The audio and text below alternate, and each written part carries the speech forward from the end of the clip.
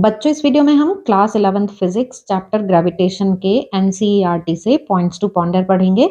Fifth तक के points बच्चों हमने ऑलरेडी लास्ट वीडियो में पढ़ लिए हैं, तो हम सिक्स्थ पॉइंट से कंटिन्यू करेंगे। और ये पॉइंट्स बच्चों असर्शन रीजन टाइप क्वेश्चन और एमसीक्यू बेस्ड कॉन्सेप्चुअल क्वेश्चंस के लिए बहुत ही इंपॉर्टेंट होते हैं, स्पेशली नीट और जेई जैसे एग्जाम्स के लिए। तो देखते हैं sixth point. The total mechanical energy of an object is sum of its kinetic energy which is always positive and the potential energy। तो ये हमें पता ही है कि किसी भी ऑब्जेक्ट के लिए जो उसकी टोटल मैकेनिकल एनर्जी है, टोटल एनर्जी वो इक्वल होती है kinetic energy plus potential energy के।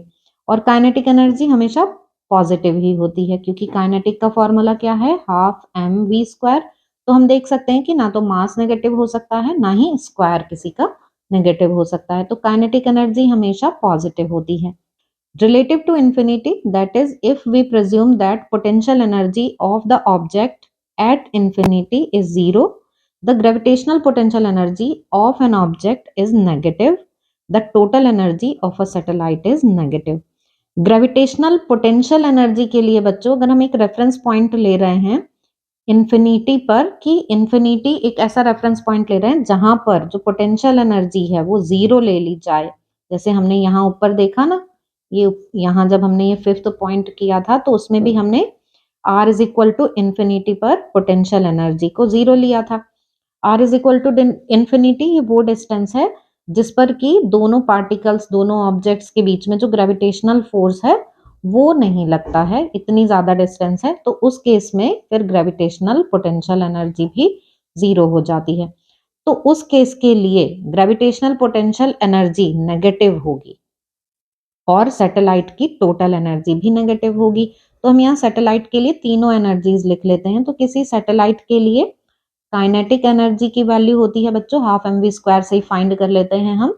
v ऑर्बिटल वेलोसिटी होती है ना, तो उसकी वैल्यू रखते हैं तो हमारे पास काइनेटिक एनर्जी की वैल्यू आ जाती है half G M M upon R, ये काइनेटिक एनर्जी की वैल्यू।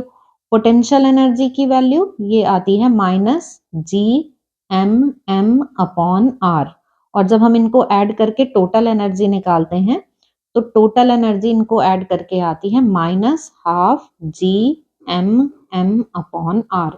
अगर हम काइनेटिक एनर्जी को जैसे फॉर सिंप्लिसिटी इसको हम x बोल दे रहे हैं, तो पोटेंशियल एनर्जी कितनी हो गई माइनस 2x और टोटल एनर्जी कितनी हो गई माइनस x। तो आप यहाँ पर देख रहे हैं कि टोटल एनर्जी कैसी आई, नेगेटिव। और ये नेगेटिव टोटल एनर्जी का मतलब क्या है कि जो सैटेलाइट है वो ग्रेविटेशनली बाउंड है प्लैनेट से, है ना, वो उसको छोड़ के नहीं जा सकता है, एस्केप नहीं कर सकता वो, जब तक कि उसको इतनी एनर्जी ना मिल जाए तब तक वो प्लैनेट से एस्केप नहीं कर सकता है। ठीक है, तो आपको ये पॉइंट समझ में आ गया होगा कि total mechanical energy kinetic energy और पोटेंशियल एनर्जी का सम होता है। अगर हम किसी ऑब्जेक्ट के लिए इंफिनिटी पर पोटेंशियल एनर्जी को जीरो मान लें, मतलब इतनी डिस्टेंस मान लें कि उनके बीच में कोई ग्रेविटेशनल फोर्स नहीं लग रहा है उस डिस्टेंस पर, इसको एक रेफरेंस पॉइंट की तरह लें, तो सैटेलाइट के लिए काइनेटिक एनर्जी पॉजिटिव होगी, पोटेंशियल एनर्जी नेगेटिव होगी और टोटल एनर्जी भी नेगेटिव होगी। टोटल एनर्जी नेगेटिव होने का मतलब है कि वो प्लैनेट से बाउंड है, उसको छोड़ के नहीं जा सकता है जब तक कि उसको एक्सटर्नल कुछ एनर्जी ना मिल जाए। ठीक है, अब सेवेंथ पॉइंट देखते हैं बच्चों। The commonly encountered expression mgh for the potential energy is actually an approximation to the difference in the gravitational potential energy discussed in the point 6 above। बच्चों हम ग्रेविटेशनल पोटेंशियल एनर्जी के लिए formula ले रहे हैं माइनस जी m1 m2 upon r। ठीक है, लेकिन हम ग्रेविटेशनल पोटेंशियल एनर्जी के लिए ये फॉर्मूला भी लेते हैं, है ना। तो दोनों में क्या डिफरेंस है, ये फॉर्मूला हम तब अप्लाई करते हैं जब ये जो वैल्यू h है ये बहुत ज्यादा नहीं है, छोटी वैल्यू है, इतनी है ये वैल्यू कि उस रेंज में, हाइट की उस रेंज के लिए ग्रेविटेशनल फोर्स को कांस्टेंट माना जा सकता है, मतलब कि g की वैल्यू उस रेंज के लिए सेम है, कांस्टेंट है, कि एक ऑब्जेक्ट को एक हाइट से दूसरी हाइट तक ले जाया गया तो ये वैल्यू h ऐसी है कि यहाँ पर भी वैल्यू g है, यहाँ पर भी वैल्यू g है, तो फिर हम ये फॉर्मूला अप्लाई कर सकते हैं। लेकिन अगर h की वैल्यू बहुत ज्यादा है, बहुत ज्यादा वैल्यू है तो जी की वैल्यू भी वेरी कर जाती है ना ज्यादा हाइट पर, तो हम ये फॉर्मूला अप्लाई करेंगे। Means for small value of H M G H ठीक है, और जब एच की वैल्यू बहुत ज्यादा है तो फिर ये फॉर्मूला लगाना ज्यादा करेक्ट होता है। तो बच्चों आपने देखा होगा कि ग्रेविटेशन से पहले आपने जो चैप्टर्स पढ़े हैं उसमें आपने स्मॉल डिस्टेंसेज ही ली हैं, एच की वैल्यू कम ही ली है, मतलब अर्थ की सरफेस से कुछ हाइट तक के लिए जो क्वेश्चंस किए हैं तो सब जगह आपने एमजीएच फॉर्मूला ही अप्लाई किया है। लेकिन जब हम यहाँ पर बात करते हैं प्लैनेट्स की, सैटेलाइट की, तो हम फिर ये फॉर्मूला अप्लाई करते हैं। तो आपको ये 7th पॉइंट भी समझ में आ गया होगा। अब देखते हैं 8th point. Although the gravitational force between two particles is central, the force between two finite rigid body is not necessarily along the line joining their center of mass. बच्चों दो पार्टिकल्स के बीच में लगने वाला ये जो ग्रेविटेशनल फोर्स है ये सेंट्रल होता है। सेंट्रल फोर्सेस मतलब किसी एक सेंटर की तरफ ही डायरेक्टेड रहेगा जो फोर्स, जैसे कि प्लैनेट सन को रिवॉल्व कर रहे हैं तो force is directed towards the sun, ऐसे ही सैटेलाइट्स जैसे रिवॉल्व कर रहे हैं अर्थ को तो force is directed towards the earth, और इनके अर्थ का सेंटर ऑफ मास, सन के सेंटर ऑफ मास इनकी तरफ डायरेक्टेड रहते हैं, तो ऐसे फोर्स को हम बोलते हैं सेंट्रल फोर्सेस। ठीक है, लेकिन जब हम बात करते हैं कुछ ऐसे फाइनाइट रिजिड बॉडीज की जो इरेगुलर शेप में हैं, जिनका मास डिस्ट्रीब्यूशन सेम नहीं है, मतलब सिमेट्रिकल शेप नहीं है, जैसे कि जो अर्थ है, सन है, इनकी स्फेरिकल सिमेट्रिकल शेप की वजह से इनका सेंटर ऑफ मास माना जाता है ऐसा पॉइंट को ही मान के कि ये है पॉइंट जहां पे इसका टोटल मास एक्ट कर रहा है, और फिर सेंटर फोर्स ले लेते हैं।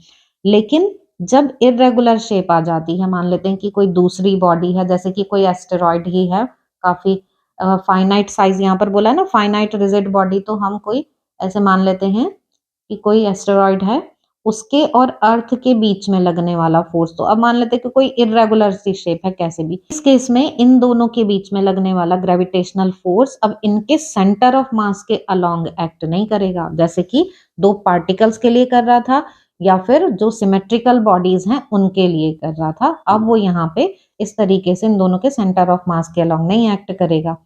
क्यों? क्योंकि अब ये इरेगुलर शेप हो गई है।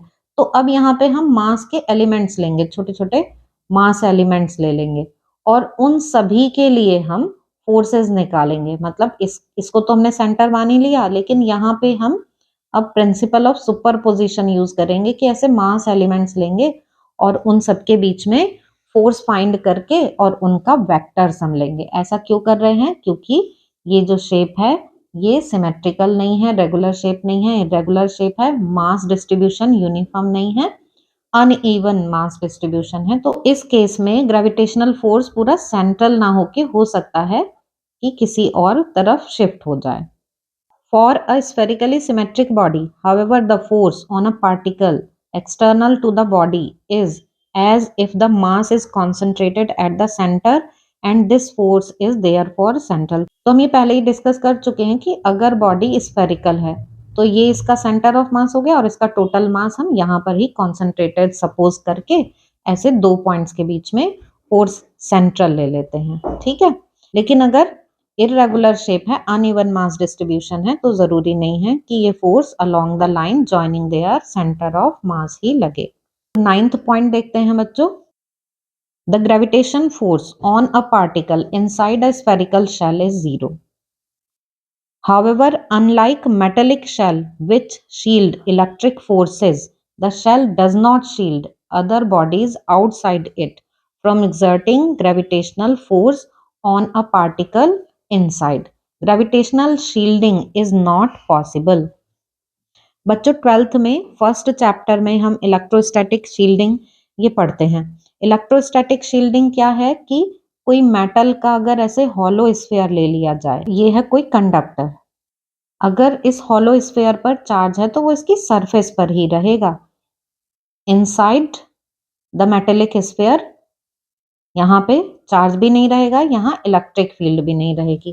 ठीक है, अब मान लेते हैं कि हमने इसके सेंटर में चार्ज रख दिया, इसके सेंटर पे कोई चार्ज रख दिया हमने, तो बाहर भी कोई चार्ज है सपोज, तो इन दोनों के बीच में कोई इंटरेक्शन नहीं होगा, कोई कूलम्ब फोर्स यहाँ पर नहीं लगेगा, मतलब इस वाले चार्ज का इफेक्ट इस पर नहीं पड़ेगा और इसके चार्ज का इफेक्ट इस पर नहीं पड़ेगा। तो इस तरीके से अब ये जो हॉलो स्फीयर है, ये एक शील्ड की तरह काम करने लगता है। इसको बोलते हैं इलेक्ट्रोस्टैटिक शील्डिंग। मतलब कि किसी हॉलो कंडक्टर में अंदर इलेक्ट्रिक फील्ड 0 रहेगी, अगर कोई अंदर चार्ज नहीं है तो बाहर के चार्ज का उस पर कोई इफेक्ट नहीं पड़ेगा। इसको बोलते हैं इलेक्ट्रोस्टैटिक शील्डिंग। लेकिन ग्रेविटेशनल शील्डिंग जैसा कुछ भी नहीं होता। Gravitational force on a particle inside a spherical shell is 0। तो अगर किसी ऐसे कोई बॉडी है, उसके यहाँ ये हॉलो बॉडी है, उसके यहाँ सेंटर पे किसी पार्टिकल को रखा जाए तो इस पर कोई ग्रेविटेशनल फोर्स नहीं लगेगा, क्योंकि ग्रेविटेशनल फोर्स लगना हम मानते ही ये हैं कि यहाँ से शुरू हो रहा है और यहीं पर ही किसी पार्टिकल को रख दिया है तो उस पर कोई ग्रेविटेशनल फोर्स नहीं लगेगा। जैसे कि आपने पढ़ा होगा ग्रेविटेशन चैप्टर में कि अर्थ के सेंटर पर जी की वैल्यू 0 होती है ना? तो यहाँ सेंटर पे अगर किसी पार्टिकल को रखा जाए तो वहां कोई ग्रेविटेशनल फोर्स उस पर नहीं लगेगा। लेकिन ग्रेविटेशनल शील्डिंग जैसी कोई चीज नहीं होती। मतलब अगर कोई बॉडी बाहर है, बाहर कोई दूसरी बॉडी है, तो वो इस पर फोर्स लगाएगी, तब इन दोनों के बीच में फोर्स लगेगा। मतलब ये वाली बॉडी अपने सेंटर पे रखे किसी पार्टिकल पर कोई फोर्स नहीं लगाएगी, लेकिन अगर बाहर कोई बॉडी है, बाहर कोई ऑब्जेक्ट है तो वो उस पर फोर्स लगा सकता है। जैसे कि यहाँ हमने देखा था ना, बाहर का चार्ज भी अंदर वाले चार्ज पे फोर्स नहीं लगा सकता था, तो ये एक शील्डिंग की तरह काम करता था। ऐसा यहाँ पर नहीं है। यहाँ बाहर कोई मास है तो वो अंदर जो भी मास रखा हुआ है उस पर फोर्स लगाएगा। तो ग्रेविटेशनल शील्डिंग पॉसिबल नहीं है। तो बच्चों आपको ये 9th पॉइंट भी समझ में आ गया होगा। बच्चों आई होप कि आपको ये सभी पॉइंट समझ में आ गए होंगे। फिर भी आपके कोई डाउट्स हो तो आप कमेंट सेक्शन में पूछ सकते हैं।